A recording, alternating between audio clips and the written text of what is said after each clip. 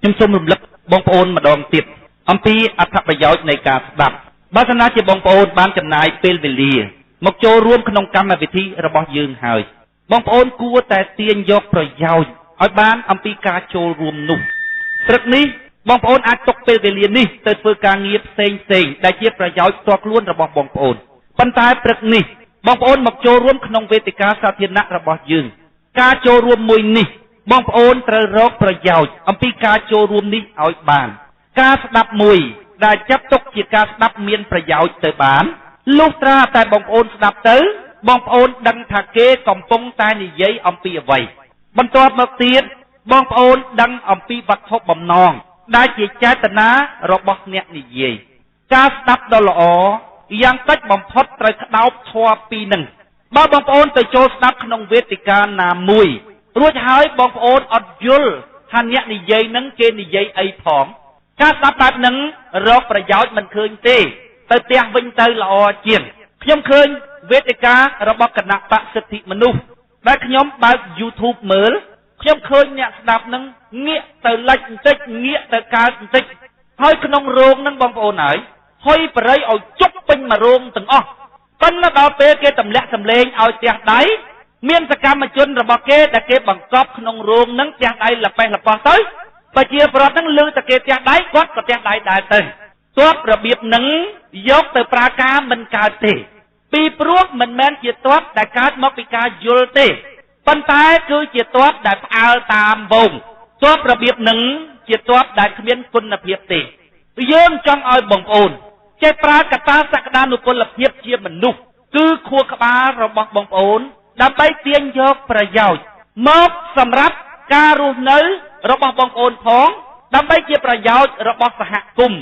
ឬប្រទេសរបស់បងប្អូនផងការស្ដាប់មួយដែលចាត់ទុកជាការស្ដាប់យកជាការបានលុះត្រាតែបងប្អូនតាមពាក្យសម្ដីនិមួយរបស់អ្នកនិយាយនឹងឲ្យដឹងថាគេកំពុងតែនិយាយអ្វីហើយតាមរយៈពាក្យសម្ដីនេះដែរបងប្អូនអាចឆ្លោះមើលដួងចិត្តរបស់អ្នកនិយាយបានថាអាគាត់នេះវានិយាយនេះវាចង់បានផលប្រយោជន៍តខ្លួនទេណែអាគាត់នេះវានិយាយនឹងវាចង់ឲ្យអញយល់ណែអាគាត់នឹងនិយាយទៅនេះខុសទេអញចាប់ចំណុចវាបានណែកន្លែងនេះវានិយាយត្រូវរបៀបស្ដាប់បែបហ្នឹងជាផ្លូវនាំទៅរកការបង្កើនបញ្ញាបងប្អូនឲ្យតែបងប្អូនស្ដាប់រួចហើយបងប្អូនទាញបានចំណុចពីរហ្នឹងគឺទី1បងប្អូនដឹងថាគេកំពុងតែនិយាយអ្វីទី2បងប្អូនដឹងចេតនារបស់អ្នកនិយាយឲ្យតែបងប្អូនទាញបានចំណុចពីរហ្នឹងការស្ដាប់របស់បងប្អូនប្រើជាការបានហើយប៉ុន្តែមនុស្សខ្មែរច្រើនណាស់បងប្អូនវិនិច្ឆ័យថាគេនិយាយអញ្ចេះនិយាយចុះអត់បានការប៉ុន្តែគាត់គ្មានដឹងថាគេកំពុងតែនិយាយអីទេគាត់ឮកោបជួនកាលគាត់មានអកតេខាងក្នុងគាត់យល់ថាអ្នកនយោបាយសិតតែចង់បានផលប្រយោជន៍ផ្ទាល់ខ្លួនគាត់គ្រាន់តែឮទេប៉ុន្តែគាត់មិនយល់អំពីអត្ថន័យដែលគេបញ្យល់គាត់ទេមនុស្សប្រភេទហ្នឹង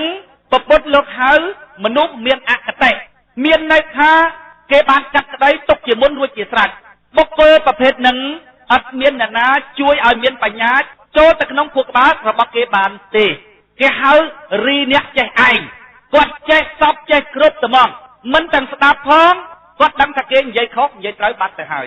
ថ្ងៃនេះមុននឹងចាប់ដើមផ្ដល់មូលដ្ឋានក្នុងការត្រេះរិះពិចារណាខ្លះតាក់ទងជាមួយនឹងគណៈបកសម្ព័ន្ធដើម្បីប្រជាធិបតេយ្យរបស់យើងខ្ញុំចង់ឲ្យបងប្អូនបើកខួរក្បាលរបស់បងប្អូនឲ្យទូលាយជាមុនសិនឲ្យបងប្អូនស្ដាប់មើលថាតើពួកយើងកំពុងតែនិយាយអ្វី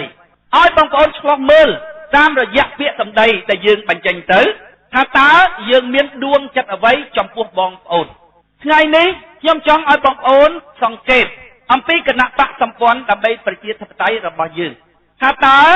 គណៈបកសម្ព័ន្ធដើម្បីប្រជាធិបតេយ្យបើសង្ខេបអត្ថន័យតើគណៈបកសម្ព័ន្ធដើម្បីប្រជាធិបតេយ្យជាអ្វីយើងនិយាយអំពីខ្លឹមសាររួមរបស់គណៈបកសម្ព័ន្ធដើម្បីប្រជាធិបតេយ្យជាពិសេសគឺអ្នកស្ម័គ្រចិត្តដែលចូលរួមពង្រីកកិច្ចការរបស់គណៈបកសម្ព័ន្ធដើម្បីប្រជាធិបតេយ្យអ្នកត្រូវយល់ឲ្យច្បាស់អំពីគណៈបកសម្ព័ន្ធដើម្បីប្រជាធិបតេយ្យដែលជាគណៈបកមួយដែលអ្នកចូលរួមក្នុងការពង្រីកឲ្យគណៈបកនេះមានដំណើរឆ្ពោះទៅមុខកាន់តែឆាប់បើអ្នកមិនយល់ផង សួរថាតើអ្នកស័ក្តិសមជាអ្នកពង្រីកគំនិតដែរឬទេតើអ្នកមានទំនុកចិត្តក្នុងការធ្វើការងារមួយនេះដែរឬទេពេលអ្នកទៅជួបអ្នកដទៃតើអ្នកមានទំនុកចិត្តយ៉ាងណាក្នុងការការពារទង្វើរបស់ខ្លួនដែរឬទេបើអ្នកមិនច្បាស់ទេពិតណាស់អ្នកគ្មានទំនុកចិត្តក្នុងការការពារទង្វើរបស់ខ្លួនដែលអ្នកចូលរួមក្នុងគណៈបកនឹងទេតើគណៈបកសម្ព័ន្ធដើម្បីប្រជាធិបតេយ្យជាអ្វីគណៈបកសម្ព័ន្ធដើម្បីប្រជាធិបតេយ្យគឺជាចលនានយោបាយមួយដែលកើតឡើងពីការចូលរួមរបស់ប្រជាពលរដ្ឋដែលជាម្ចាស់សិទ្ធិដែលមានលក្ខណៈភ្លឺស្វាងចូលរួមបង្កើតសុបិនរួមរបស់ពួកគេគឺមាតុភូមិមួយដែលពួកយើងរស់នៅដោយស្មើភាពគ្នាក្នុងភាពជាម្ចាស់ដោយដណ្ដាប់ដៃរបស់ពួកយើងបាទគេសួរបងប្អូនថាតើគណៈបកសម្ព័ន្ធដើម្បីប្រជាធិបតេយ្យជាអ្វីបងប្អូនត្រូវឆ្លើយទៅគេវិញថាគឺជាចលនានយោបាយមួយដែលកើតឡើងពីការចូលរួមរបស់ប្រជាពលរដ្ឋដែលជាម្ចាស់សិទ្ធិអត់មានអនុញ្ញាតឲ្យយួនមកចូលរួមក្នុងចលនារបស់យើងទេកើតឡើងពីការចូលរួមរបស់ប្រជាពលរដ្ឋដែលជាម្ចាស់សិទ្ធិមានលក្ខណៈភ្លឺស្វាងមានន័យថាម៉េចអត់មានទៅគៀងកោគ្នាឲ្យមកបោះឆ្នោតទាំងអ្នកបោះឆ្នោតនឹងអត់យល់ពីអ្វីទាំងអស់ឬប្រើលុយប្រើកាក់ទៅទិញអ្នកបោះឆ្នោតឲ្យមកចូលរួមទេទោះតែភ្លឺស្វាងយល់ដឹងថាគណៈបកនឹងធ្វើដើម្បីអីបើអ្នកយល់ថាគ្មានប្រយោជន៍សម្រាប់អ្នកទេអ្នកមិនបាច់ចូលរួមទេចាំគេយល់ដឹងអំពីគណៈបកសម្ព័ន្ធដើម្បីប្រជាធិបតេយ្យចាំឲ្យគេចូលរួមមានអ្នកខ្លះគាត់មានមិត្តភ័ក្តិហើយគាត់ស្រឡាញ់មិត្តភ័ក្តិរបស់គាត់ដែលមិត្តភ័ក្តិនោះគាត់ចូលរួមក្នុងចលនារបស់យើងដឹងមិត្តភ័ក្តិនឹងគាត់និយាយថាម៉េចទេអញមិនខ្វល់រឿងស្ដាប់ទេទៅហែងទៅខាងណាអញទៅខាងក្នុងត្មងបងប្អូនត្រូវប្រាប់ទៅគេវិញថាមិនមែនរឿងអញចង់បានស្លឹកឆ្នោតទេមានអ្នកខ្លះក៏តបមកវិញថាអើយរឿងនយោបាយរឿងស្លឹកឆ្នោតទៅវាគ្មានអីក្រៅពីស្លឹកឆ្នោតទេហែងទៅណាអញដឹងតែទៅនឹងត្មងថាអត់ទេមិនមែនរឿងស្លឹកឆ្នោតទេរឿងហែងយល់ជាមុនសិនអើយយល់មិនយល់គង់តែបោះឆ្នោតដូចតែគ្នាទេយល់ទៅបោះឆ្នោតមិនយល់បើអញប្រាប់ហែងថាហែងទៅណាអញទៅនឹងហើយហ្នឹងទង់តែបានស្លឹកឆ្នោតដដែលទេវត្ថុបំណងរបស់យើងគឺចង់ឲ្យអ្នកចូលរួមនឹងមានលក្ខណៈភ្លឺស្វាងពីព្រោះពលដែលមានលក្ខណៈភ្លឺស្វាងពេលដែលគេចូលរួមការងាររបស់គេមានប្រសិទ្ធភាពណាស់ពីព្រោះគេយល់អញ្ចឹងបានលក្ខខណ្ឌទី2របស់យើងថាទី1អ្នកចូលរួមគឺជាម្ចាស់សិទ្ធិទី2ត្រូវមានលក្ខណៈភ្លឺស្វាងគណៈបកសម្ព័ន្ធដើម្បីប្រជាធិបតេយ្យជាអ្វីជាចលនានយោបាយមួយដែលកើតឡើងពីការចូលរួមរបស់ប្រជាពលរដ្ឋដែលជាម្ចាស់សិទ្ធិដែលមានលក្ខណៈភ្លឺស្វាងចូលរួមដើម្បីអ្វីចូលរួមដើម្បីបង្កើតសុបិនរួមរបស់ពួកគេសុបិនរួមនោះមានឈ្មោះថាយ៉ាងម៉េចទៅសុបិនរួមនោះមានឈ្មោះថាមាតុភូមិមួយដែលពួកយើងរស់នៅដោយស្មើភាពគ្នាក្នុងភាពជាម្ចាស់ហើយសុបិនរួមនេះតើត្រូវធ្វើឲ្យបានសម្រេចដោយអ្នកណាដោយកណ្ដាប់ដៃរបស់ពួកយើងអញ្ចឹងសរុបមកវិញថាគណៈបកសម្ព័ន្ធដើម្បីប្រជាធិបតេយ្យជាចលនានយោបាយមួយដែលកើតមកពីការចូលរួមរបស់ប្រជាពលរដ្ឋដែលជាម្ចាស់សិទ្ធិដែលមានស្មារតីភ្លឺស្វាងចូលរួមបង្កើតសុបិនរួមរបស់ពួកគេគឺមាតុភូមិមួយដែលពួកគេរស់នៅដោយស្មើភាពគ្នាក្នុងភាពជាម្ចាស់ដោយកណ្ដាប់ដៃរបស់ពួកគេទាំងអស់គ្នា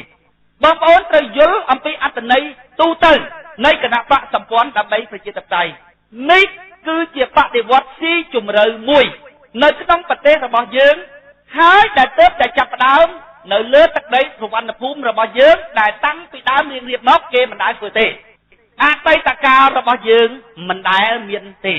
ព្រោះតែយើងដើរផ្លូវខុសនេះហើយបានជាសង្គមរបស់យើង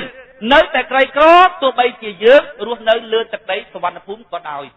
ឥឡូវបងប្អូនយល់អំពីអត្ថន័យរួមនៃគណៈបកសម្ព័ន្ធដើម្បីប្រជាធិបតេយ្យហើយខ្ញុំចង់ឲ្យបងប្អូនពិនិត្យឲ្យយល់អំពីលក្ខណៈ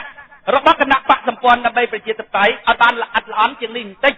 ពីព្រោះក្រោយពីបងប្អូនយល់ហើយបងប្អូននឹងទៅពង្រីកគំនិតនេះដូច្នេះការយល់របស់បងប្អូនអំពីរបស់មួយដែលបងប្អូនកាន់គឺជារឿងសំខាន់ណាស់មុននឹងបងប្អូនចេញទៅអំពាយនាយលក់អារបស់នឹងបងប្អូនលក់ជីមួយប្រភេទបងប្អូនយល់ល្អិតល្អន់អំពីជីបាច់ស្រូវហ្នឹងពេលមានអ្នកទិញគេមកទិញបងប្អូននិយាយល្អិតប្រាប់គេពីព្រោះបងប្អូនយល់ ថាពេលដែលវាបាក់ទៅណាវាមានអត្តពលអ្វីខ្លះទៅលើស្រូវឬលើដំណាំហើយវាមានអត្តពលនៅពេលណាវាពង្រីករឹសនៅពេលណាគួរបាច់នៅពេលដែលស្រូវអាយុប្រមាណនៅពេលដែលស្រូវអាយុប្រមាណត្រូវផ្ដាច់ជីហេតុអីត្រូវដាក់ទឹកវារបៀបម៉េចពេលណាបងប្អូនយល់ល្អិតល្អន់អំពីជីរបស់បងប្អូនមានទំនុកចិត្តក្នុងការនិយាយដូចគ្នាសមាជិកជាអ្នកគ្រប់គ្រងគណៈបកសម្ព័ន្ធដើម្បីប្រជាធិបតេយ្យទាំងអស់យើងតម្រូវឲ្យបងប្អូនដែលជាអ្នកពង្រីកគំនិតយល់អំពីគណៈបកសម្ព័ន្ធដើម្បីប្រជាធិបតេយ្យរបស់យើងពីព្រោះយើងដឹងថាការចូលរួមរបស់ប្រជាពលរដ្ឋដែលមានភាពល្ងិតល្ងងបងប្អូនការចូលរួមនោះមិនបានជាប្រយោជន៍ទេហើយវាងាយនឹងកើតការបោកប្រាស់ទៀតផងគេថាមេទ័ពខ្លាំងមិនដែលមានកូនទ័ពខ្សោយទេបើចាប់បានកូនទ័ពវាជាកូនទ័ពខ្សោយអាមេវានឹងវាមិនខ្លាំងទេដោយសពថ្ងៃបងប្អូនពិនិត្យបន្តិចមើលកម្មវិធីរបស់អបណ្ឌិតជ្រឹមសមាជិករបស់គណៈបកសិទ្ធិមនុស្សនិងគណៈបកសំរងស៊ីវាយយូរហើយប៉ុន្តែវាយអត់ល្បើករោងរបស់អបណ្ឌិតជ្រឹមទេប៉ុន្តែបងប្អូនមើលសមាជិកយើងសពថ្ងៃមើលនេះមិនបានឲ្យចូលដើម្បីតវ៉ាគំនិតគ្នាផង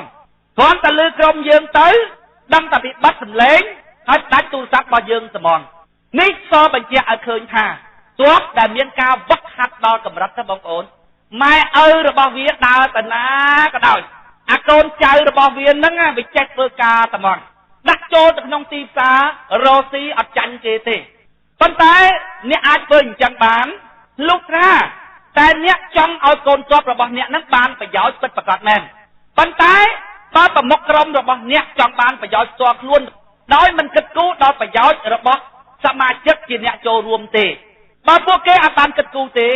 គេគិតតែពីប្រយោជន៍ផ្ទាល់ខ្លួនគេទេគេមិនចង់ឲ្យមនុស្សចេះទេពីព្រោះមនុស្សចេះនេះវាពិបាកទាញយកប្រយោជន៍ពីវាណាស់បើកណាជាពួកគេពិតជាមានបំណងឲ្យបានជាប្រយោជន៍ទៅដល់អ្នកចូលរួមមែនគេឲ្យអ្នកចូលរួមរបស់គេចេះហើយប៉ុន្តែបើគេចង់បានប្រយោជន៍ពីអ្នកចូលរួមគេគ្រាន់តែធ្វើឲ្យអ្នកចូលរួមនឹងស្រឡាញ់គេគឺគ្រប់គ្រាន់ហើយប្រវត្តិសាស្ត្ររបស់ប្រទេសខ្មែរយើងគឺធ្វើនយោបាយតែប៉ុណ្ណឹងធ្វើម៉េចឲ្យតែប្រជាពលរដ្ឋនឹងគាត់ដើរតាមខ្លួនទៅវាគ្រប់គ្រាន់ណាស់គេយកកម្លាំងប្រជាពលរដ្ឋនឹងទៅធ្វើអីក៏បានដែរពេលគេជាប់ទុកជាប់ច្បាប់អញ្ចឹងទៅប្រជាពលរដ្ឋទាំងល្ងិតល្ងន់ទៅបាតកម្មយកគេចេញមកវិញមកប៉ុន្តែអត់មានការយល់ដឹងអីទាំងអស់ប្រវត្តិសាស្ត្រប្រទេសយើងធ្វើការតែអញ្ចឹងហើយបានជាពួកយើងតម្រូវខ្លាំងណាស់ឲ្យបងប្អូនយល់ពីព្រោះយើងចង់កែប្រវត្តិសាស្ត្ររបស់យើងព្រោះយើងពិតជាមានបំណងចង់ឲ្យប្រទេសរបស់យើងរីកចម្រើនពិតប្រាកដមែនចង់ឲ្យបងប្អូនដែលជាអ្នកចូលរួមនឹងបានផលប្រយោជន៍ពិតប្រាកដមែនអញ្ចឹងការតម្រូវឲ្យបងប្អូនយល់ពីរបស់ដែលបងប្អូនកំពុងតែកាន់គឺជាលក្ខខណ្ឌចាំបាច់ដែលយើងតម្រូវដោយឋានមិនបានបងប្អូនត្រូវតែយល់អំពីគណៈបកសម្ព័ន្ធដើម្បីប្រជាធិបតេយ្យដែលជាគណៈបកមួយដែលបងប្អូនចូលរួមនឹងឲ្យបានច្បាស់លាស់តើក្រៅអំពីនិយមន័យរួមដែលជានិយមន័យទូទៅនៃគណៈបកសម្ព័ន្ធដើម្បីប្រជាធិបតេយ្យដែលយើងកំណត់ថាគណៈបកសម្ព័ន្ធដើម្បីប្រជាធិបតេយ្យ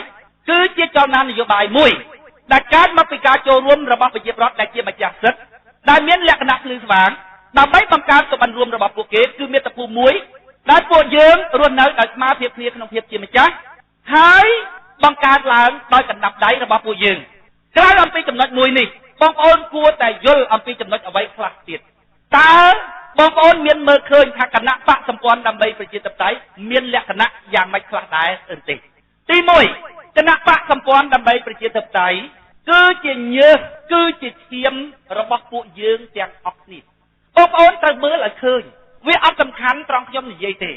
ប៉ុន្តែបងប្អូនមើលឲ្យឃើញអំពីសមិទ្ធផលគឺគណៈបកសម្ព័ន្ធដើម្បីប្រជាធិបតេយ្យក្រោយការជ្រុំជ្រែងរបស់បងប្អូនដើម្បីបង្កើតវាឡើង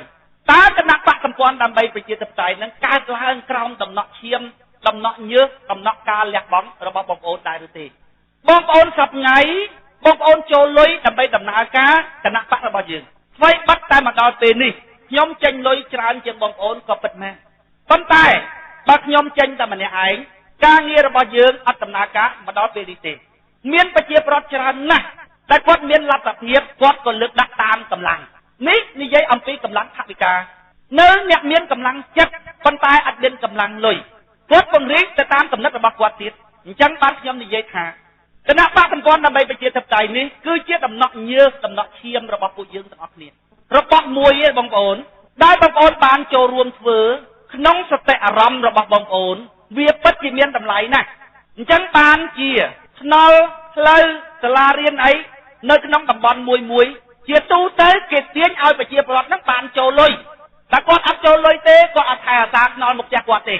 ទោះតែបញ្យល់ឲ្យគាត់យល់ថាហេតុអីបានគាត់ត្រូវចេញលុយមកពីគាត់ប្រើស្នល់នឹងដែរបញ្យល់ឲ្យគាត់យល់ថាហេតុអីបានគាត់ចេញលុយហើយពេលដែលគាត់ចេញលុយហើយគាត់ចេះការពារអាណាបើកឡានវាធ្ងន់ពេកខូចស្នល់របស់គាត់គេបើកអាគារគោខំផ្លូវរបស់គាត់ចេះការពារណែគណៈបកសម្ព័ន្ធដើម្បីប្រជាធិបតេយ្យចំពោះអ្នកដែលមានចិត្តពិតប្រាកដក្នុងការចូលរួមក្នុងគណៈបករបស់យើងបងប្អូនអាណានិយាយប៉ះរបស់គាត់បន្តិចអត់បានទេណាគាត់ក្តៅហើយក្តៅហ្នឹងមិនមែនក្តៅដោយសមាជិកអ្នកគ្រប់គ្រងគណៈបកដទៃទៀតទេណាសមាជិកគណៈបកដទៃទៀតដែលគេគ្រប់គ្រងពីព្រោះគេគិតក្នុងចិត្តថាគណៈបកនឹងស្ញាឆ្នោតទៅអញបាននេះបាននោះ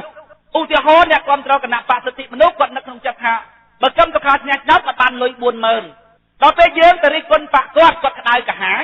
ពីព្រោះគាត់ខ្លាចគាត់មិនបានលុយ 40000 ប៉ុន្តែចិត្តអ្នកគ្រប់គ្រងយើងអត់អញ្ចឹងទេណាលុយអញញើសឈាមអញចូលក្នុងគណៈបកនឹងដែរពេលដែលគេមកបកគណៈបកអញយើងឈឺប៉ុន្តែឈឺរបៀបផ្សេងអំពីអ្នកគ្រប់គ្រងសិទ្ធិមនុស្សគឺគាត់មានអារម្មណ៍ថានេះគឺជាគណៈបករបស់យើងអញ្ចឹងបានខ្ញុំនិយាយថាពួកអ្នកចង់បំផ្លាញគណៈបកសម្ព័ន្ធដើម្បីប្រជាធិបតេយ្យមានពេលខ្លះបងប្អូនខ្ញុំមានអារម្មណ៍ឈឺផ្សាតិចជាងប្រជាប្រដ្ឋដែលគាត់ជាអ្នកគ្រប់គ្រងគណៈបកសម្ព័ន្ធដើម្បីប្រជាធិបតេយ្យទេខ្ញុំលើកឧទាហរណ៍ថាបងប្អូននៅក្នុងផ្ទះមួយដែលគេឃុំបងប្អូនជាប់បងប្អូនស្រែកទឹកខ្លាំងណាស់បងប្អូនបញ្ជូនខ្ញុំទៅដើម្បីឲ្យខ្ញុំទៅដងទឹកជូនបងប្អូនខ្ញុំមានកាតព្វកិច្ចមួយគឺទៅដងទឹកយកមកចែកបងប្អូនដែលគេកំពុងតែឃុំខ្លួននេះណានៅតាមផ្លូវបងប្អូនមានសត្រូវគ្រប់បែបយ៉ាងដើម្បីបំផ្លាញដំណើរការយកទឹកមកឲ្យបងប្អូននៅក្នុងទ្រុងនេះណាដែលគេឃុំឃាំងនេះណាឃើញអាខ្មាំងសត្រូវវាមកវាយអ្នកដែលទៅយកទឹកឲ្យបងប្អូនណាបងប្អូននៅក្នុងទ្រុងហ្នឹងដែលជាប់ពុកជាប់ច្បាក់គេឃុំឃាំងក្តៅកាហាយបងប្អូនខឹងណាខឹងជាងអាខ្ញុំកំពុងតែដាក់ទឹកនឹងទៀតខ្ញុំដាក់ទឹកទៅបងប្អូនគឺព្រោះតែដើម្បីឲ្យបងប្អូនបានហូបប៉ុន្តែក្នុងចិត្តរបស់ខ្ញុំអត់មានផលប្រយោជន៍ជាប់ខ្លួនរបស់ខ្ញុំទេពីព្រោះខ្ញុំនៅក្រៅទ្រុងហ្នឹងខ្ញុំទៅរកទឹកកន្លែងណាផឹកក៏តែបានដែរប៉ុន្តែខ្ញុំដាក់ទឹកនេះគឺត្រូវយកទៅឲ្យគេទេអញ្ចឹងបានមានពេលខ្លះឃើញគេវាយខ្ញុំប្រងប្រើខ្ញុំចេះតែមើលមុខអ្នកគ្រប់គ្រងខ្ញុំមើលមុខគាត់ទៅខ្ញុំដឹងថាគាត់ឈឺចាប់ជាងខ្ញុំទៀតមានបងប្អូនប្រជាប្រដ្ឋច្រើនណាស់ដែលឃើញគេវាយប្រហារខ្ញុំខ្លាំងគាត់ដេកយំណាគាត់តែលកូនមកប្រាប់ខ្ញុំគាត់ថា 3-4 ថ្ងៃបងប្អូនស៊ីបាយស៊ីទឹកអត់ចូលក្តៅក៏ហល់កាហាយស្ដាប់អាវត្ថុនឹងស្ដាប់អត់ចាំបានចង់ដោវត្ថុចោលហើយចេះតែដេកគិតក្នុងចិត្តនៅពេលយប់ដេកអត់លក់អានេះគិតថាអូនហើយបងប្អូនដឹងមានរឿងអីទេគាត់គិតគាត់ក៏ហល់គាត់កាហាយព្រោះអីបានគាត់ទៅជាអញ្ចឹងពីព្រោះក្នុងចិត្តរបស់គាត់ច្បាស់លាស់ណាស់ថាគណៈបកនេះគឺជាគណៈបករបស់គាត់ណែគណៈបកសម្ព័ន្ធដើម្បីប្រជាធិបតេយ្យមានលក្ខណៈអញ្ចឹងគឺជាគណៈបកមួយដែលកើតមកពីញើសពីឈាមរបស់ពួកយើងទាំងអស់គ្នាកើតមកពីការលះបង់របស់ពួកយើងទាំងអស់គ្នាហើយការលះបង់អត់មានប្រៀបធៀបគ្នាពីចំនួនទឹកលុយទេតែថា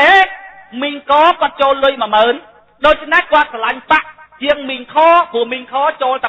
500 អត់មានអញ្ចឹងទេអារឿងទឹកចិត្តជួនកាលអាចចូល 500 ហ្នឹងមានទឹកចិត្តលើសអា 10000 ទៀត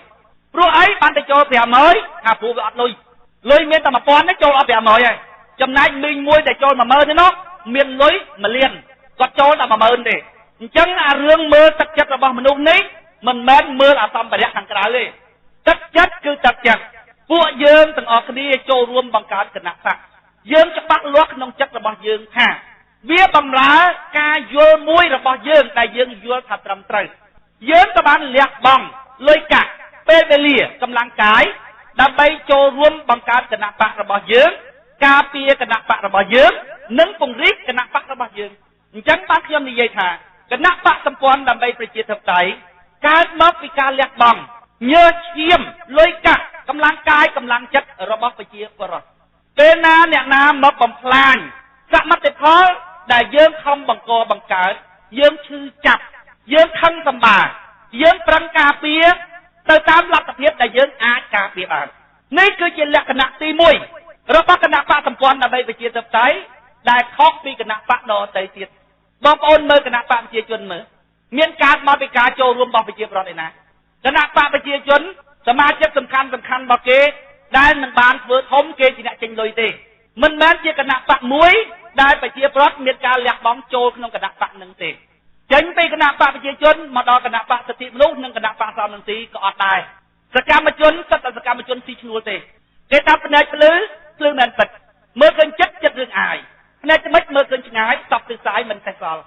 បើមើលឃើញរូបគណៈបកដូចតែគ្នាប៉ុន្តែបើបងប្អូនពិនិត្យល្អិតនៅក្នុងគណៈបកហ្នឹងដឹងតែខុសគ្នាហ្មងគណៈបកសិទ្ធិមនុស្សនិងគណៈបកសមនន្ទីយកលុយពីអ្នកឈរឈ្មោះ 50000 60000មកទិញសកម្មជនហ្នឹងបានលុយស៊ីឈ្នួលដើររកស្លឹកត្នោតចំណែកអ្នកស្ម័គ្រចិត្តយើង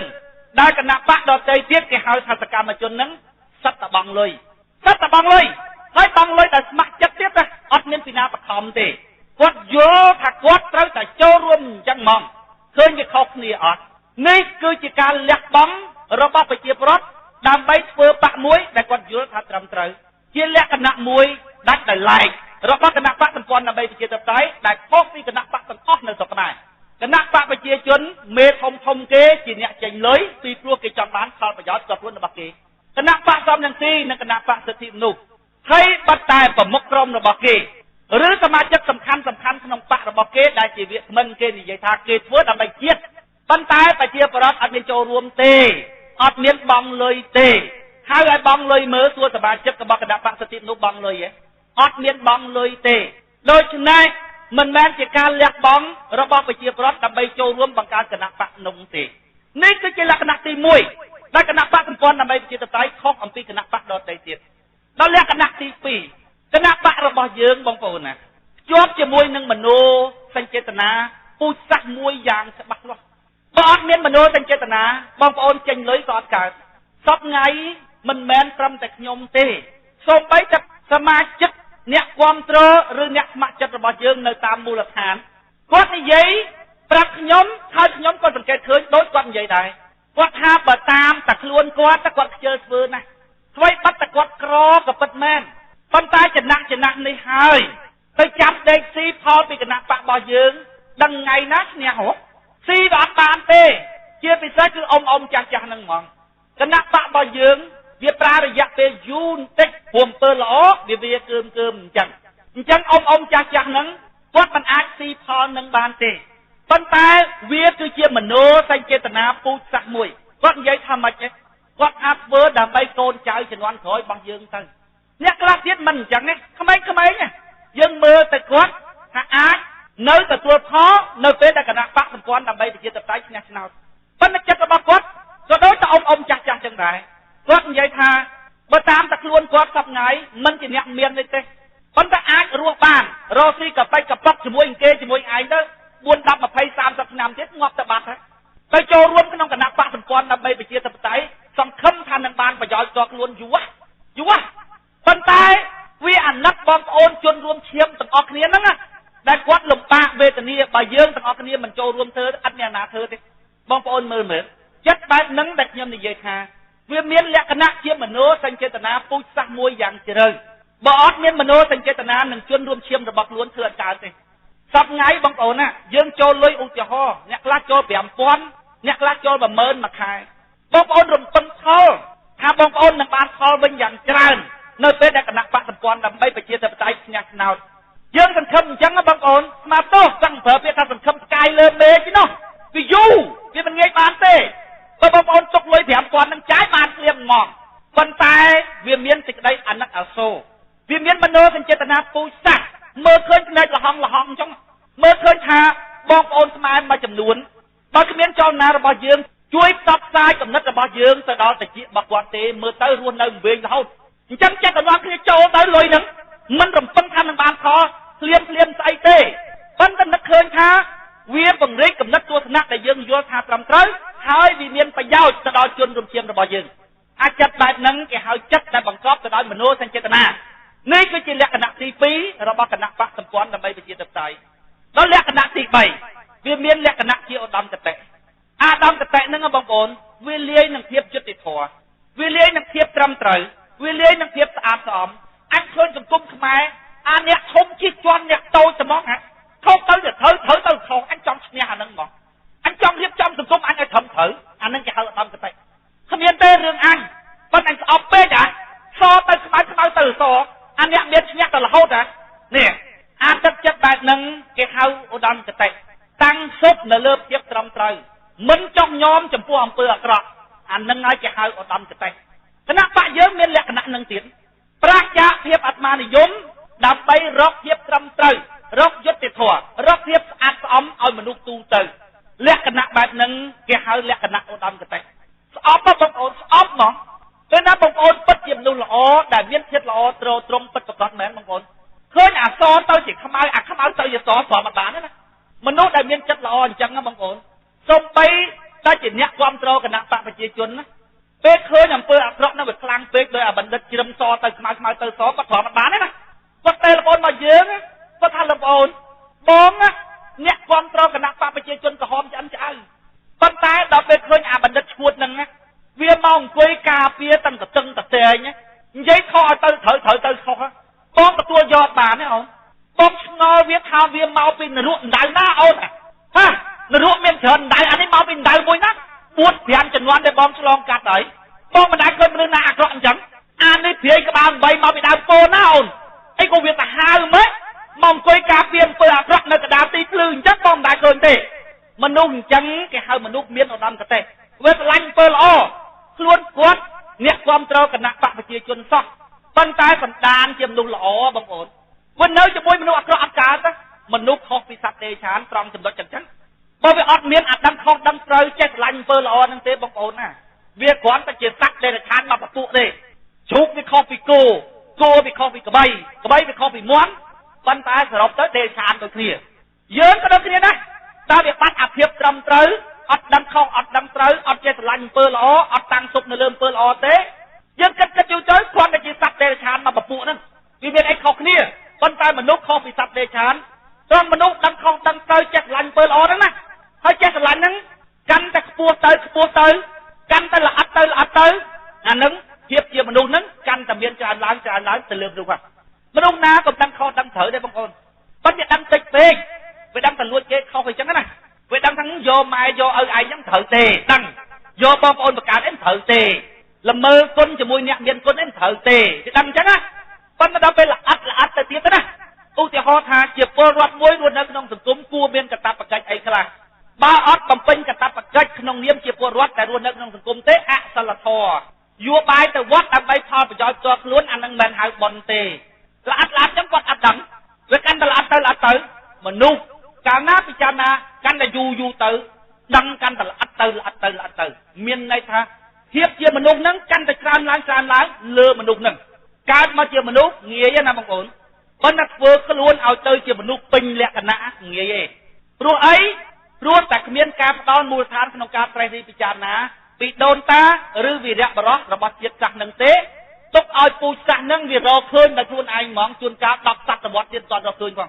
វាតតែអ្នករកឃើញនឹងជួយបំភ្លឺអ្នកមានរក្សាខ្សត់ដោយសម្ពុតគាត់ពីក្រៅអ្នកប្រាជ្ញរក្សាក្លៅដោយសំពៅនៅសម្បាង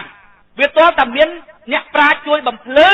បានអ្នកល្ងិតនឹងវាឆាប់រកផ្លូវឃើញបន្ទុកឲ្យវារកខ្លួនឯង10សតវត្សទៀតជួនកាលរកឃើញផងអញ្ចឹងបានខ្ញុំនិយាយថាអ្នកដែលចេះក្នុងសង្គមខ្មែរដែលគេអួតថាសង្គមខ្មែរវាមិនមែនចេះអីទៅវាទេគេចេះច្រើនណាស់គ្រាន់តែគេមិនចេញធ្វើនេះអាមិនចេញធ្វើនឹងចាត់ទុកជាអាចអ្នកមានរក្សាខ្សត់ដោយសម្ពុតគាត់ពីក្រៅអ្នកប្រាជ្ញរក្សាក្លៅដោយសំពៅនៅសម្បានបើយើងជាអ្នកចេះហើយយើងអត់មកបំភ្លឺអ្នកដទៃទេហើយអ្នកចេះមិនកើតបងប្អូនត្រង់ចំណុចដែលបងប្អូនស្អប់អំពើអាក្រក់ដេញធាក់អំពើអាក្រក់មិនព្រមចោះចាញ់អំពើអាក្រក់អាត្រង់ចំណុចហ្នឹងគេហៅឧត្តមគតិគណៈបករបស់យើងមានលក្ខណៈហ្នឹងទៀតគណៈបករបស់យើងមានលក្ខណៈហ្នឹងទៀតប្រមូលផ្ដុំដោយមនុស្សដែលស្អប់អំពើអាក្រក់ហ្មងបងប្អូនស្អប់ហ្មងណាមិនចេញពីគណៈបកនេះទៅចូលគណៈបកនោះបានទេជាទូទៅមិនមែនទេជាប្រភេទមនុស្សមកប្រភេទដែលស្អប់អំពើអាក្រក់មិនមែនចូលរួមព្រោះតែប្រយោជន៍ផ្ទាល់ខ្លួនទេវាមានលាយឡំជាមួយនឹងមនោសញ្ចេតនាវាមានលាយឡំជាមួយនឹងឧត្តមគតិ ការស្រឡាញ់ភាពស្អាតស្អំការស្រឡាញ់ភាពត្រឹមត្រូវការចង់រកយុត្តិធម៌ឲ្យមនុស្សវាមកជាមួយនឹងទឹកចិត្តអញ្ចឹងគេហៅឧត្តមកតេគណៈបកយើងមានលក្ខណៈនឹងទៀតដល់ពេលទី4គណៈបកយើងមើលឃើញខុសគ្នាទៀតការរៀបចំប្រទេសឲ្យមនុស្សទាំងអស់គ្នារស់នៅក្រោមច្បាប់ដោយវិធានការជាលក្ខណៈដាច់ដោយឡែករបស់គណៈបកយើងទៀតគោចូលទីដំណាំយើងបើតាមលក្ខណៈរបស់ដូនតាយើងគឺបន្ទោសតគោហ្នឹងហ្មងហេតុគោនេះមិនល្អទេហ៎តែដាច់មកដឹកមកចូលទីដំណាំផ្ទះគេហេតុមេដឹកនាំនេះមិនល្អទេហ៎ដឹកនាំប្រទេសទៅទីលុយប្រជាប្រដ្ឋអត់ធ្វើបានប្រជាប្រដ្ឋដូរមេដឹកនាំចេញប៉ុន្តែអត់ដែលគិតពីប្រព័ន្ធនេះអត់ដែលទេគណៈបកយើងមើលឃើញខុសគ្នាទៀតជាពលរដ្ឋថ្មីមួយដែលរៀបចំមនុស្សឲ្យនៅក្រោមច្បាប់ដោយវិធានការដោយមានប្រព័ន្ធអាគោណាក៏អញទុកចិត្តដែរអញរៀបចំធ្វើលបងហ្មងមិនឲ្យគោស៊ីបានទេខ្មែរយើងតាំងពីដើមមកឲ្យតែឃើញអ្នកដឹកនាំមួយមិនស្មោះត្រង់ចំពោះប្រទេសជាតិតាំងចង់ដូរអ្នកដឹកនាំនឹងចេញមិនអត់គិតវិធានការទេទុកអំណាចប្រមូលដុំហើយអំណាចប្រមូលដុំហើយចង់ដូរមួយបងប្អូនសង្ងប់រស់ជួនកាល20 30ឆ្នាំដូរអត់ទាន់បានម្ដងផងតម្រាំតែដូរបានអត់គិតប្រព័ន្ធទៀតដាក់អាថ្មីមកទៀតខុសតែ2ដងអស់មួយជីវិតរៀបងាប់ដាំកូនដាំចៅចូលនើជប់ចូលនយោបាយបញ្ញាយើងមិនទាន់គេទេក្បោកណាគិតទៅរកទីទៅអញ្ចឹងមកពីអីបងប្អូនមកពីអត់អទស្សនវិស័យហ្នឹងគណៈបកយើងមើលឃើញខុសពីគណៈបកដទៃទៀតត្រង់ចំណុចហ្នឹងទៀតគណៈបកគេដទៃទៀតគឺគេនិយាយតែពីដូរអ្នកដឹកនាំហ្នឹងត្មងគេអត់និយាយអំពីវិធានការទេដោយសពថ្ងៃរឿងឯករាជ្យមួយណាបងប្អូនឆ្លោះគ្នាអត់ចប់ត្មងឆ្លោះគ្នាអត់ចប់គេថាណែកោចបមិនឯករាជ្យគេថាណែតឡាការមិនឯករាជ្យសួរធ្វើម៉េចទៅបានឯករាជ្យថាយើងមិនត្រូវស្ដាប់បង្គាប់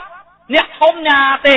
ក្នុងនាមយើងជាតឡាការយើងត្រូវយកច្បាប់មកមើលរួចហើយអនុវត្តតាមច្បាប់ទៅអានឹងឯករាជ្យហើយកោចបក៏ដូចគ្នាណាធ្វើម៉េចឲ្យកោចបឯករាជ្យគេថាយកច្បាប់មកមើលមករួចហើយអនុវត្តតាមច្បាប់ទៅអានឹងឯករាជ្យខ្ញុំថាប្រភ្លើមើលអត់ជាទេនេះបើមើលអត់ឃើញប្រភពនៃបញ្ហាអញ្ចឹងណាបងប្អូនដោះស្រាយអត់ចេញឯករាជ្យទេបងប្អូនវាទាល់តែផុតអំពីសម្ពាធតែនៅរងសម្ពាធគ្មានអាណាឯករាជ្យទេបងប្អូនមិនឃើញកូនចៅទេតែវាចាយលុយម៉ែវាអត់ឯករាជ្យទេម៉ែវាស្កត់វារហូតតែវាចង់បានឯករាជ្យឈប់ចាយលុយម៉ែវាទៅទៅរកលុយចាយខ្លួនឯងមកឯករាជ្យលើហេឯងធ្វើអីធ្វើទៅឯងកុំខ្លាចម៉ែឯងខ្លាចដាច់សេដ្ឋកិច្ចលើវិញអញ្ចឹងសពថ្ងៃគេថាតឡាការឯករាជ្យទៅយកច្បាប់មកមើលរួចហើយធ្វើទៅឃើញណាបើលើទៅគម្រាមរហូតហេតុក៏ចបយកច្បាប់មកមើលមករួចហើយកុំខ្លាចអីលើហ្នឹងច្បាប់ប្រមាណធ្វើតាមច្បាប់ហ្នឹងទៅធ្វើតាមច្បាប់ហ្នឹងមិនបងប្អូនបើងាកទៅលើហ្នឹងជាហៀមនៅលើនោះបងប្អូនមើលឯករាជ្យវាអត់កើតយើងមើលឃើញខុសគេដើម្បីឲ្យតឡាការឯករាជ្យដើម្បីឲ្យមេភូមិឯករាជ្យដើម្បីឲ្យមេឃុំឯករាជ្យដើម្បីឲ្យប៉ូលីសទាហានឯករាជ្យកាត់បន្ថយអំណាចជាពិសេសគឺអ្នកដឹកនាំរដ្ឋកម្ពុជាកាត់បន្ថយអំណាចចោលទៅតែកាត់បន្ថយអំណាចទៅយើងឯករាជ្យទេបងប្អូនយើងលែងខ្លាចទេឯករាជ្យហើយឃើញការមើលឃើញរបស់យើងខុសគ្នាដែរឃើញខុសពីគណៈបកដតីទៀតអត់គណៈបកដតីទៀតរួមទាំងដូនតាយើងពីជំនាន់ដើមមកតែស្រុកមួយមិនស្រួលកាត់ដូរអ្នកដឹកនាំហ្នឹងអត់ដូរប្រព័ន្ធទេអត់ដូរវិធានការទេសពថ្ងៃហ្នឹងអង្គការសង្គមស៊ីវិលដែលគេចាត់ទុកជាអ្នកល្បីអាស៊ីសេរីនេះ VOA នេះចូលចិត្តសម្ភារណាគេចាត់ទុកថាអ្នកវិភាគនយោបាយល្បីគណៈបកប្រឆាំងហ្នឹងគេចាត់ទុកថាអ្នកនយោបាយអស្ចារ្យនៅស្រុកខ្មែរប៉ុន្តែវិភាគមកតែអញ្ចឹងគឺដូរតែអ្នកដឹកនាំទៅដើម្បីឲ្យកោចបឯករាជ្យយកច្បាប់មកមើលរួចឲ្យកោចបអនុវត្តតាមច្បាប់ទៅតឡាការក៏ដូចគ្នាអបដិទ្ធជនក៏វានិយាយចឹងណាដើម្បីឲ្យតឡាការឯករាជ្យស្រួលទេតឡាការមើលតែច្បាប់រួចហើយអនុវត្តតាមច្បាប់ទៅអនុវត្តអត់កើតព្រោះអំណាចទៅប្រមូលផ្ដុំយើងខ្លាចទេបងប្អូនយើងខ្លាចយើងធ្វើអីទៅតាមឆន្ទៈរបស់យើងដែលយើងយល់ថាល្អគេគម្រាមកំហែងយើងតើយើងត្រូវធ្វើម៉េច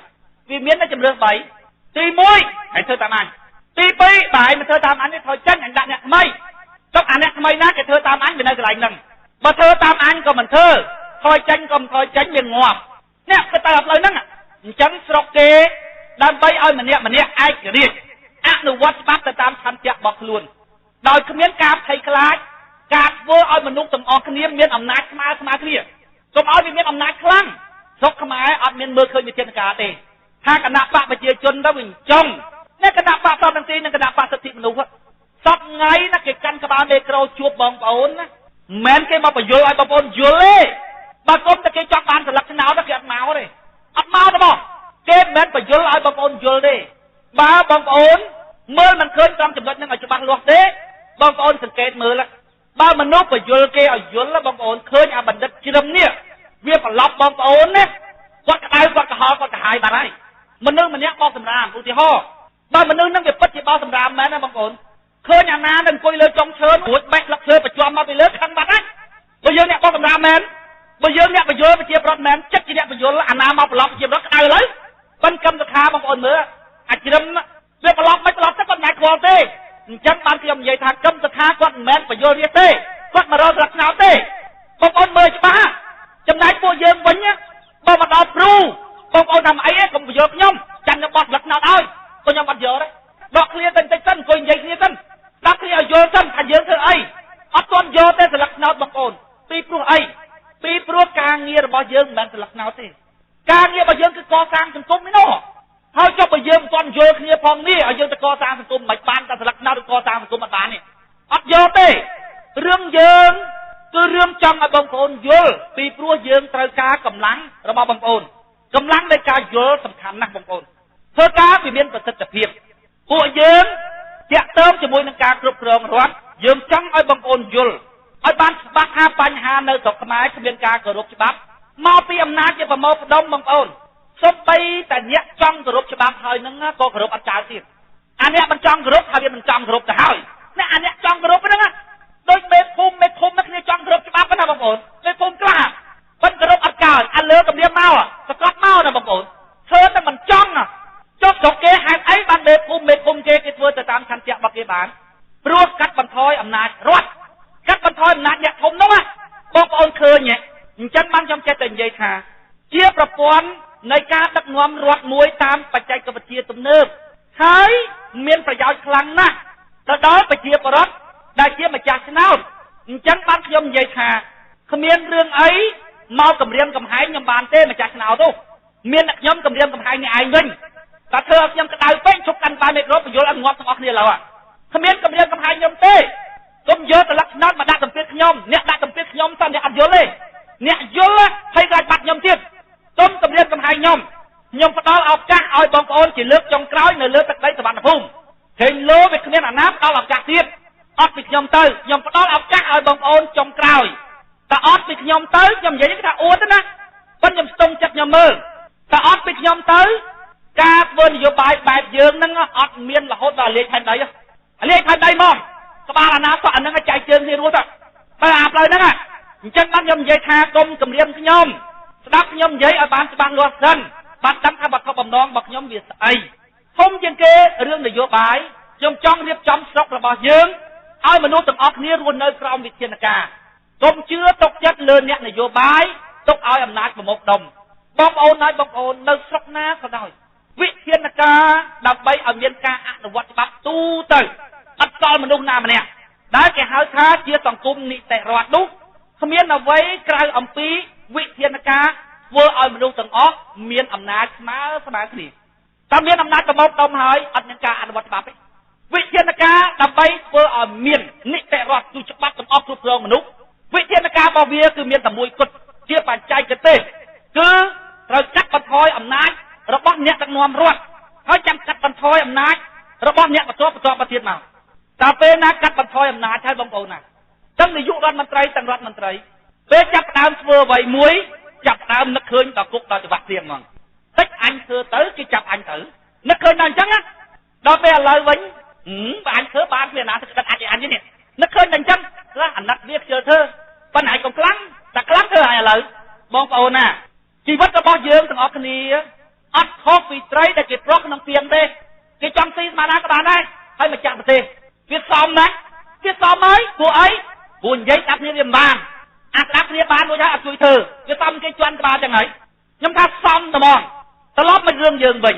ខ្ញុំថាគណៈបករបស់យើងមើលឃើញខុសពីគណៈបកដទៃទៀត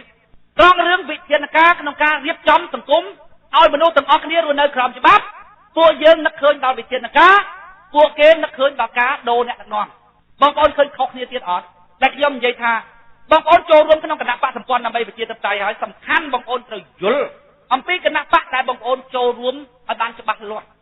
នេះគឺជាលក្ខណៈទី4របស់គណៈបកសម្ព័ន្ធដើម្បីប្រជាធិបតេយ្យដែលខុសអំពីគណៈបកដទៃទៀត គណៈបកគេដូរតអ្នកដឹកនាំយើងរៀបចំវិធានការ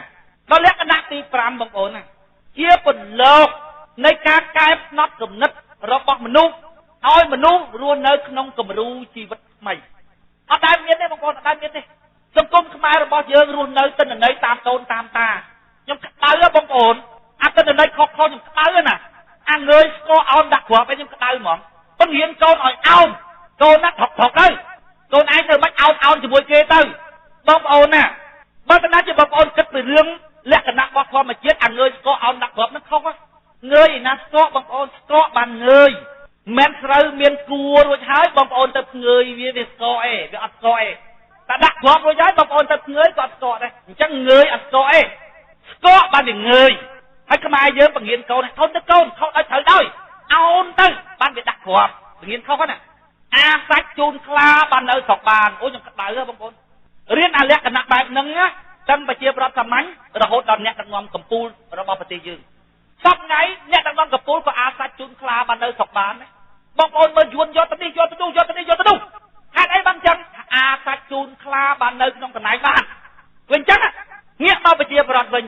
មេភូមិក៏ដោយមេឃុំក៏ដោយខុសដោយអើយសងំទៅបើធ្វើអាជីវកម្មផងណា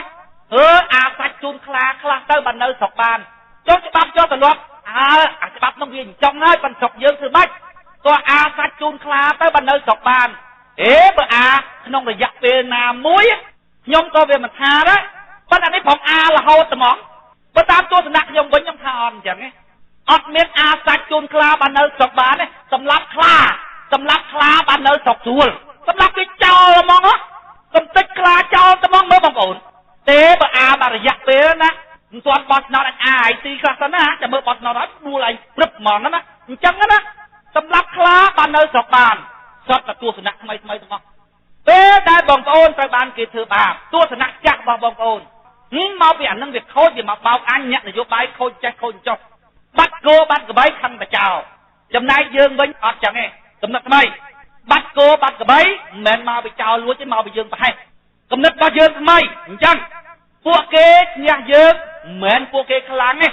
មកពីពួកយើងខ្សោយកំណត់អញ្ចឹងគេហៅកំណត់សកម្មពីព្រោះអាកំណត់ថាយើងខ្សោយហ្នឹងបងប្អូនណាយើងអាចដោះស្រាយចេញព្រោះអាហ្នឹងវានៅក្នុងខ្លួនយើងអាចកែបានដល់ពេលកំណត់ថាគោអញបាត់ដោយសារចោលអាគេជិះជាន់អញបានដោយសារពួកអានឹងខូចយួនយកដីអញបានមកពីយួនខូចបងប្អូនគិតអញ្ចឹងមានកែខ្លួនណាបើបងប្អូនគិតថាយួនយកដីអញបានមកពីអញខ្សោយបើបងប្អូនគិតអញ្ចឹងទៅអានឹងដំណើរនៃការរីកចម្រើនណាអាត្រង់ចំណុចហ្នឹងដែលខ្ញុំនិយាយថាគណៈបករបស់យើងជាពន្លកនៃជីវិតថ្មីគំរូនៃការរស់ថ្មីមិនមែនរស់តាមតូនតារបស់យើងឲ្យទម្លាប់អីមករស់តាមនោះទេគឺគណៈបកយើងខុសគេ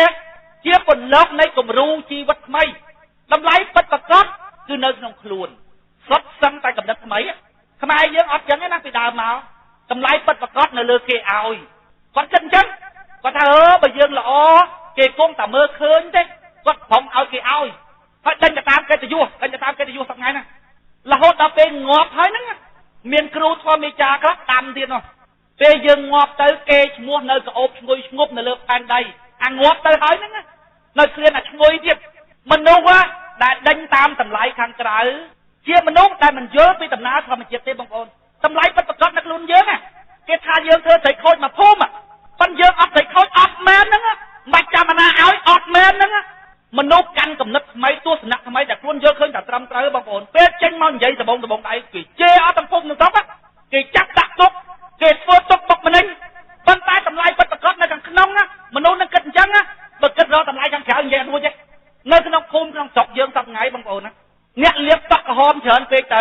ឯងតក់ខ្មៅម្នាក់ឯងចង់ខ្មាស់គេណាទៅទីការគេចេះថឹកវិយាគ្រប់គ្នាយើងអត់ចេះថឹកចង់ខ្មាស់គេណាហើយទៅតាមគេឃើញណាយើងដេញរកតម្លៃខាងក្រៅតែតម្លៃពិតប្រាកដវានៅខាងក្នុងអាណាថាអញយ៉ាងម៉េចក៏ដោយប៉ុន្តែអញច្បាស់ខ្លួនឯងហ្មងមនុស្សអាចធ្វើអញ្ចឹងបានមនុស្សមិនខ្វល់លោកធម៌មិនខ្វល់អាពាក្យនិន្ទាសរសើរអត់ខ្វល់មនុស្សអញ្ចឹងគេហៅមនុស្សលើមនុស្សមនុស្សលើមនុស្សមនុស្សរស់នៅលើមនុស្សហើយជះអត្តពលទៅលើគេទៀតមនុស្សអញ្ចឹង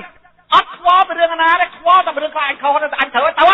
ខ្មែរយើងតាំងពីដើមមកអត់អញ្ចឹងទេបងប្អូនដេញតាមគេទៅយុះខាងក្រៅខ្លាចគេថាអញ្ចឹងខ្លាចគេថាចុះអត់មានខ្លាចគេថាទេ มรู้ชีวิตไม่ดำไล่ระบอบมนุษย์เนื้อตรองนะยืนกระตูนะสัดสันตายจีกมรู้ชีวิตไม่บางคนเมื่อกันนักปักเกเราใจจิตเหมือนเที่ยได้กระเตะเที่ยได้กระเตะมันตายสำหรับผู้ยืนไว้ยืนกระเตะเรือแต่จุกมาตับอ้อบางคนเหมือนสักไงเรือแต่จุกเรื่องสักนะเรือจุกเดียดไอ้ในยืนโยนทำมันทำเถอะคือเรือแต่จุกทั้งสัดสันตายจีเล็กกันนักการเงียบอยืนตายชอบมีกันนักปักเราใจจิตอดเมียนโดนจีนักปานาเลยบ่าวเมียนมนุษย์ลากกอดนอนใหญ่ทากันนักปักระบอยืนประชังจะมวยนั่งรัฐบิบาลโดยกันนักปักซ้อมหนึ่งตีนั่งกันนักปักสติมนุษย์ตายโดยนักกูแต่โจกนี่ให้ก่อนมาลื่นใหญ่จังยังทันเนี่ยตอนนี้ตอนโยนเลยบ่โยนไปเยอะนะบางคนโยนไปเลี้ยกันนักปักซ้อมมาเจ็ดหมองก็เอาเงินใหญ่จังนี่โดยเคยมนุษย์มันเนี่ยยกตักให้หนึ่งเปร่งแต่ดักน้องดอกโจกนี่ด้วยให้กันล็อกมันนึกโยนไปปักซ้อมมาเจ็ดเสียไปยังไงแต่บางอาชูดไอ้แต่กันล็อกไปตัวงอก็เป็นโจกนี่แต่อาชูดมันนึกโยนไปปักซ้อมมาเจ็ดตังจังนะมนุษย์ได้โยนไปเยิ้มโยนไปจับซ้อมมาเจ็ดงอบไอ้จะให้กันนักปักสมปอนแต่ใบไปเจ็ดแต่ไกระโจกันนักปักสนุกนักปักซ้อมตีไอ้จะทำไปชังโดยขี้อันเมื่อแต่ซ้อมมาเจ็ดปีนั่งมันเข้าขี้สมองกันล็อกมันโจมันโจได้จังมันยมใหญ่ทาเบอร์เนี่ยนั่นใหญ่ทากันนักปักเยิ้มกันนักปักไปชังหนึ่งรอทาไปบ้าโดยกันนักปักซ้อมตีหนึ่งกันนักปักสตินุได้กลัวแต่โจนี่ยมทำเลยทั้งตอนโยนไปเยอะไงตอนโยนเลยมันโยนคือจะบังรอมังถัดเติมรวยเต้เติมมันรวยเต้เวียสับซ้ำตาเจ็บน็อตกำนัดไม่ได้เยอะอันใหญ่บานทาเชื่อกำรู้ชีวิตไม่ระบาดผู้ยังเชื่อกำรู้ชีวิตไม่ได้คณะปักระบาดเยอะคงอัมพีคณะปักเราใจเจ็บอะไรมาเราจำนวนจับดาวอาจจะเราจับดาวก็คงเนี่ยเจ็บบางคนชอบไงบางคนเกอัดควอควายอัมพีการโยนดังระบาดไปเจ็บรถเขาเยอะกำลังในการโจรวมบัตรเจ็บรถตะกอสารปฏินี้เกอะไรควอควายจังไงบางคนเรื่องใส่ต่างอ้อเกต่างเลี้ยตะเลือนเนี่ยตักงอมต่างอ้อบางคนน่ะบางคนคุยสมัยสิเหมือเมมอนมวยวิคลังวิกาเปียโกนู้กาเปียอาโกนลงวงต่างอ้อตอนไปอาเมมอนนึงงอบตื่นอาโกนมอนแต่เธอติดยาเกต่างอ้อตื่นเมมอนแต่วิคลังปากกายเป็นประกอบซะบางคนคือวิจักเพื่ออาโกนมอนนั่งปากกายบางคนดาวแต่เบอร์ครบประเทศต่างอ้อได้เคลื่อนประเทศหน้ามวยได้เมดักงอมเกจับตกทำเมดักงอมคลังเธอเอาประเทศที่จำร้ายรู้ใช้ประเจียบรัฐในประเทศน้องอัดคลังไงตงงละงงไงบางคนเมื่อประเทศอิสราเอลเหมือนเกจับปานจนเจ็ดอิสราเอลสมุยจนเจ็ดอิสราเอลจับปานเกมาวิ่งซ้ำตกมอมาบานไปก่อนเนี่ยจับขมังมาดองบานมวยมาดองบานปีนซ้ำบานมากุกไปก่อนเนี่ยตอนเตะเกจับอิสราเอลบานแต่มันเนี้ยโดเกวิ่งเนี่ยโยจนเจ็ดคนไอ้มันเนี้ยนั่งเมาโดจำนับขมังไปก่อนเตยบางคนเกทำมาเจ็ดจนเจ็ดบอกเกมเมียนทำไรนะไอ้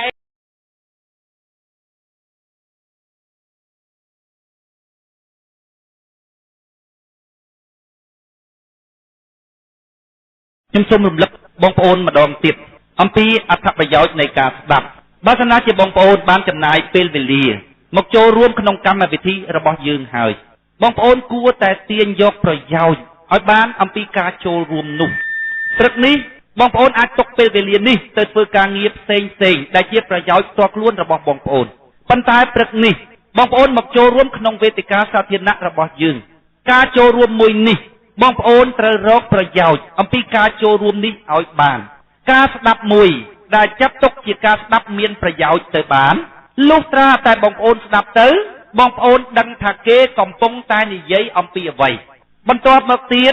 បងប្អូនដឹងអំពីវត្ថុបំណងដែលជាចេតនារបស់អ្នកនិយាយការស្ដាប់ដ៏ល្អយ៉ាងតិចបំផុតត្រូវក្តោបធម៌ពីរនឹងបើបងប្អូនទៅចូលស្ដាប់ក្នុងវេទិកាណាមួយរួចហើយបងប្អូនអត់យល់ថាអ្នកនិយាយនឹងគេនិយាយអីផងការស្ដាប់បែបហ្នឹងរកប្រយោជន៍មិនឃើញទេទៅផ្ទះវិញទៅល្អជាងខ្ញុំឃើញវេទិការបស់គណៈបក្សសិទ្ធិមនុស្សដែលខ្ញុំបើក YouTube មើលខ្ញុំឃើញអ្នកស្ដាប់នឹងងាកទៅលិចបន្តិចងាកទៅកើតបន្តិចហើយក្នុងរោងនឹងបងប្អូនហើយហុយបរិយឲ្យជប់ពេញមួយរោងទាំងអស់ប៉ុន្តែដល់ពេលគេទម្លាក់សម្លេងឲ្យផ្ទះដៃមានសកម្មជនរបស់គេដែលគេបង្កប់ក្នុងរោងនឹងផ្ទះដៃលប៉េះលប៉ោះទៅប្រជាប្រដ្ឋនឹងលើតែគេផ្ទះដៃគាត់ក៏ផ្ទះដៃដែរទៅទ័ពរបៀបនឹងយកទៅប្រើការមិនកើតទេពីព្រោះមិនមែនជាទ័ពដែលកើតមកពីការយល់ទេប៉ុន្តែគឺជាទ័ពដែលផ្អើលតាមវងទ័ពរបៀបនឹងជាទ័ពដែលគ្មានគុណភាពទេយើងចង់ឲ្យបងប្អូនចេះប្រើកត្តាសក្តានុពលភាពជាមនុស្សគឺខួរក្បាលរបស់បងប្អូនដើម្បីទាញយកប្រយោជន៍មកសម្រាប់ការរស់នៅរបស់បងប្អូនផង ដើម្បីជាប្រយោជន៍របស់សហគមន៍ឬប្រទេសរបស់បងប្អូនផងការស្ដាប់មួយដែលចាត់ទុកជាការស្ដាប់យកជាការបានលុះត្រាតែបងប្អូនតាមពាក្យសម្ដីនិមួយរបស់អ្នកនិយាយនឹង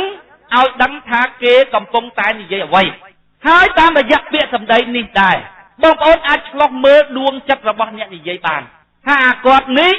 វានិយាយនេះវាចង់បានផលប្រយោជន៍តខ្លួនទេអ្នកអាគាត់នេះវានិយាយនឹងវាចង់ឲ្យអញយល់អ្នកអាគាត់នឹងនិយាយតែនេះខុសទេអញចាប់ចំណុចវាបានអ្នកកន្លែងនេះវានិយាយត្រូវរបៀបស្ដាប់បែបហ្នឹងជាផ្លូវនាំទៅរកការបង្កើនបញ្ញាបងប្អូនឲ្យតែបងប្អូនស្ដាប់រួចហើយបងប្អូនទាញបានចំណុចពីរហ្នឹងគឺទី1បងប្អូនដឹងថាគេកំពុងតែនិយាយអ្វី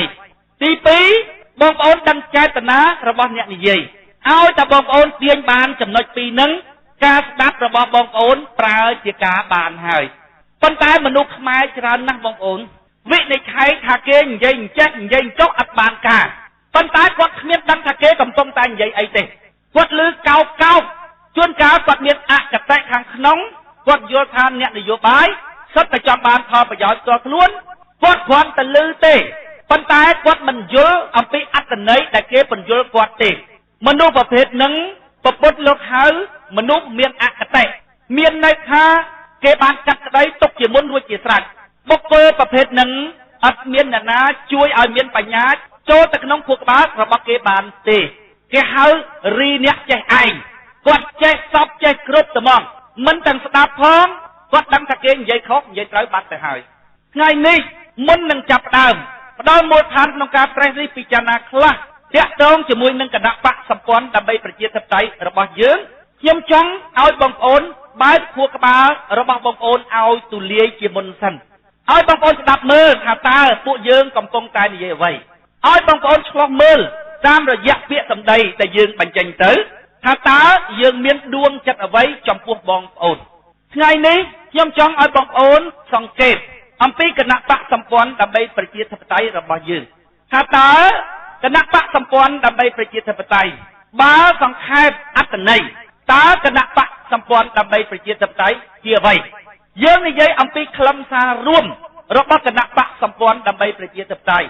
ជាពិសេសគឺអ្នកស្ម័គ្រចិត្តដែលចូលរួមពង្រីកកិច្ចការរបស់គណៈបកសម្ព័ន្ធដើម្បីប្រជាធិបតេយ្យអ្នកត្រូវយល់ឲ្យច្បាស់អំពីគណៈបកសម្ព័ន្ធដើម្បីប្រជាធិបតេយ្យដែលជាគណៈបកមួយដែលអ្នកចូលរួមក្នុងការពង្រីកឲ្យគណៈបកនេះមានដំណើរឆ្ពោះទៅមុខកាន់តែឆាប់បើអ្នកមិនយល់ផងសួរថាតើអ្នកស័ក្តិសមជាអ្នកពង្រីកគំនិតដែរឬទេតើអ្នកមានទំនុកចិត្តក្នុងការធ្វើការងារមួយនេះដែរឬទេពេលអ្នកទៅជួបអ្នកដទៃតើអ្នកមានទំនុកចិត្តយ៉ាងណាក្នុងការការពារទង្វើរបស់ខ្លួនដែរឬទេបើអ្នកមិនច្បាស់ទេពិតណាស់អ្នកគ្មានទំនុកចិត្តក្នុងការការពារទង្វើរបស់ខ្លួនដែលអ្នកចូលរួមក្នុងគណៈបកនឹងទេតើគណៈបកសម្ព័ន្ធដើម្បីប្រជាធិបតេយ្យជាអ្វីគណៈបកសម្ព័ន្ធដើម្បីប្រជាធិបតេយ្យគឺជាចលនានយោបាយមួយដែលកើតឡើងពីការចូលរួមរបស់ប្រជាពលរដ្ឋដែលជាម្ចាស់សិទ្ធិដែលមានលក្ខណៈភ្លឺស្វាងចូលរួមបង្កើតសុបិនរួមរបស់ពួកគេគឺមាតុភូមិមួយដែលពួកយើងរស់នៅដោយស្មើភាពគ្នាក្នុងភាពជាម្ចាស់ដោយសន្តាប់ដៃរបស់ពួកយើងបើគេសួរបងប្អូនថាតើគណៈបកសម្ព័ន្ធដើម្បីប្រជាធិបតេយ្យជាអ្វីបងប្អូនត្រូវឆ្លើយទៅគេវិញថាគឺជាចលនានយោបាយមួយដែលកើតឡើងពីការចូលរួមរបស់ប្រជាពលរដ្ឋដែលជាម្ចាស់សិទ្ធិអត់មានអនុញ្ញាតឲ្យយួនមកចូលរួមក្នុងចលនារបស់យើងទេកើតឡើងពីការចូលរួមរបស់ប្រជាពលរដ្ឋដែលជាម្ចាស់សិទ្ធិមានលក្ខណៈភ្លឺស្វាងមានន័យថាម៉េចអត់មានទៅគៀងកោគ្នាឲ្យមកបោះឆ្នោតទាំងអ្នកបោះឆ្នោតនឹងអត់យល់ពីអ្វីទាំងអស់ឬប្រើលុយប្រើកាក់ទៅទិញអ្នកបោះឆ្នោតឲ្យមកចូលរួមទេទោះតែភ្លឺស្វាងយល់ដឹងថាគណៈបកនឹងធ្វើដើម្បីអីបើអ្នកយល់ថាគ្មានប្រយោជន៍សម្រាប់អ្នកទេអ្នកមិនបាច់ចូលរួមទេចាំគេយល់ដឹងអំពីគណៈបកសម្ព័ន្ធដើម្បីប្រជាធិបតេយ្យចាំឲ្យគេចូលរួមមានអ្នកខ្លះគាត់មានមិត្តភ័ក្តិហើយគាត់ស្រឡាញ់មិត្តភ័ក្តិរបស់គាត់ដែលមិត្តភ័ក្តិនោះគាត់ចូលរួមក្នុងចលនារបស់យើងដឹងមិត្តភ័ក្តិនោះគាត់និយាយថាម៉េចទេអញមិនខ្វល់រឿងស្ដាប់ទេទៅហែងទៅខាងណាអញទៅខាងក្នុងត្មងបងប្អូនត្រូវប្រាប់ទៅគេវិញថាមិនមែនរឿងអញចង់បានសិលឹកស្នោតទេ មានអ្នកខ្លះក៏តបមកវិញថាអើយរឿងនយោបាយរឿងស្លឹកឆ្នោតទៅវាគ្មានអីក្រៅពីស្លឹកឆ្នោតទេហើយទៅណាអញដឹងតែទៅនឹងតម្រង់ថាអត់ទេមិនមែនរឿងស្លឹកឆ្នោតទេរឿងហែងយល់ជាមុនសិនអើយយល់មិនយល់គង់តែបោះឆ្នោតដូចតែគ្នាទេយល់ទៅបោះឆ្នោតអាមិនយល់បើអញប្រាប់ហែងថាហែងទៅណាអញទៅនឹងថ្ងៃហ្នឹងទង់តែបានស្លឹកឆ្នោតដដែលទេវត្ថុបំណងរបស់យើងគឺចង់ឲ្យអ្នកចូលរួមនឹងមានលក្ខណៈភ្លឺស្វាងពីព្រោះពលដែលមានលក្ខណៈភ្លឺស្វាងពេលដែលគេចូលរួមការងាររបស់គេមានប្រសិទ្ធភាពណាស់ពីព្រោះគេយល់អញ្ចឹងបានលក្ខខណ្ឌទី2របស់យើងថាទី1អ្នកចូលរួមគឺជាម្ចាស់សិទ្ធិទី2ត្រូវមានលក្ខណៈភ្លឺស្វាងគណៈបកសម្ព័ន្ធដើម្បីប្រជាធិបតេយ្យជាអ្វីជាចលនានយោបាយមួយដែលកើតឡើងពីការចូលរួមរបស់ប្រជាប្រដ្ឋដែលជាម្ចាស់សិទ្ធិដែលមានលក្ខណៈភ្លឺស្វាងចូលរួមដើម្បីអ្វីចូលរួមដើម្បីបង្កើតសុបិនរួមរបស់ពួកគេសុបិនរួមនោះមានឈ្មោះថាយ៉ាងម៉េចទៅសុបិនរួមនោះមានឈ្មោះថាមាតុភូមិមួយដែលពួកយើងរស់នៅដោយស្មើភាពគ្នាក្នុងភាពជាម្ចាស់ហើយសុបិនរួមនេះតើត្រូវធ្វើឲ្យបានសម្រេចដោយអ្នកណាដោយកណ្ដាប់ដៃរបស់ពួកយើងអញ្ចឹងសរុបមកវិញថាគណៈបកសម្ព័ន្ធដើម្បីប្រជាធិបតេយ្យជាចលនានយោបាយមួយដែលកើតមកពីការចូលរួមរបស់ប្រជាប្រដ្ឋដែលជាម្ចាស់សិទ្ធិដែលមានស្មារតីភ្លឺស្វាងចូលរួមបង្កើតសុបិនរួមរបស់ពួកគេគឺមាតុភូមិមួយដែលពួកគេរស់នៅដោយស្មើភាពគ្នាក្នុងភាពជាម្ចាស់ដោយកណ្ដាប់ដៃរបស់ពួកគេទាំងអស់គ្នាបងប្អូនត្រូវយល់អំពីអត្ថន័យទូទៅនៃគណៈបកសម្ព័ន្ធដើម្បីប្រជាធិបតេយ្យនេះគឺជាបដិវត្តស៊ីជម្រៅមួយនៅក្នុងប្រទេសរបស់យើងហើយដែលទើបតែចាប់ផ្ដើមនៅលើទឹកដីសុវណ្ណភូមិរបស់យើងដែលតាំងពីដើមរៀងរៀបមកគេមិនដែលធ្វើទេអតីតកាលរបស់យើងមិនដែលមានទេព្រោះតែយើងដើរផ្លូវខុសនេះហើយបានជាសង្គមរបស់យើងនៅតែក្រីក្រទោះបីជាយើងរស់នៅលើទឹកដីសុវណ្ណភូមិក៏ដោយឥឡូវបើបងប្អូនយល់អំពីអត្ថន័យរួមនៃគណៈបកសម្ព័ន្ធដើម្បីប្រជាធិបតេយ្យហើយខ្ញុំចង់ឲ្យបងប្អូនពិនិត្យឲ្យយល់អំពីលក្ខណៈ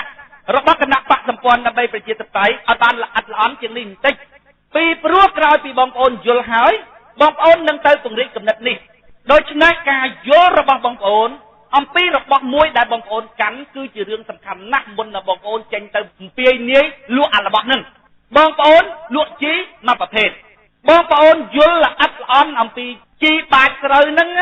ពេលមានអ្នកទិញគេមកទិញបងប្អូននិយាយល្អិតប្រាប់គេពីព្រោះបងប្អូនយល់ថាពេលដែលវាបាច់ទៅណាវាមានឥទ្ធិពលអ្វីខ្លះទៅលើស្រូវឬលើដំណាំហើយវាមានឥទ្ធិពលនៅពេលណា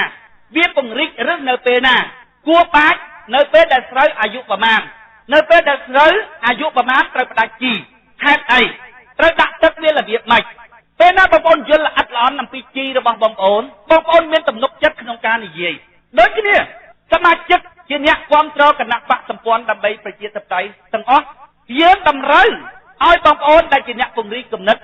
យល់អំពីគណៈបកសម្ព័ន្ធដើម្បីប្រជាធិបតេយ្យរបស់យើងពីព្រោះយើងដឹងថាការចូលរួមរបស់ប្រជាប្រដ្ឋដែលមានភាពល្ងិតល្ងងបងប្អូនការចូលរួមនោះមិនបានជាប្រយោជន៍ទេហើយវាងាយនឹងកើតការបោកប្រាស់ទៀតផងគេថាមេទ័ពខ្លាំងមិនដែលមានកូនទ័ពខ្សោយទេបើចាប់បានកូនទ័ពវាជាកូនទ័ពខ្សោយអាមេវាហ្នឹងវាមិនខ្លាំងទេដោយសពថ្ងៃបងប្អូនពិនិត្យបន្តិចមើលកម្មវិធីរបស់អបណ្ឌិតជ្រឹមសមាជិករបស់គណៈបកសិទ្ធិមនុស្សនិងគណៈបកសំរងស៊ីវាយយូរហើយប៉ុន្តែវាយអត់ល្បើករោងរបស់អបណ្ឌិតជ្រឹមទេប៉ុន្តែបងប្អូនមើលសមាជិកយើងសពថ្ងៃមើលនេះមិនបានឲ្យចូលដើម្បីតវ៉ាគំនិតគ្នាផងគ្រាន់តែលើក្រុមយើងទៅដឹងតែពីបាត់សម្លេងហើយដាច់ទូរស័ព្ទរបស់យើងត្មងនេះសបញ្ជាក់ឲ្យឃើញថា